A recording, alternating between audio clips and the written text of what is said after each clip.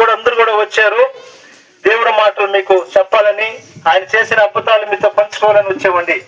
అయితే మీరు ఎక్కడ ఉన్నా 5 నిమిషాలు మా మాటలు విన్నారంటే మీరు మీ కుటుంబాలు దేవుడు ఆశీర్వదించి దీవిస్తాడు.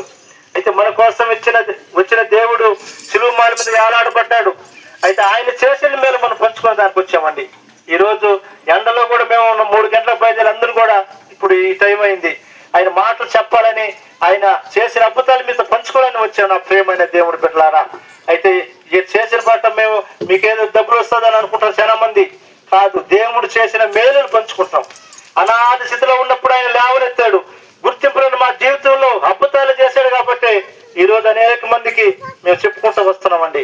అయితే మీరు కూడా దేవుడి సన్నిధికి నడవండి. ఇది అందుబాటులో యేసప్ప చర్చి అందుబాటులో ఉంది.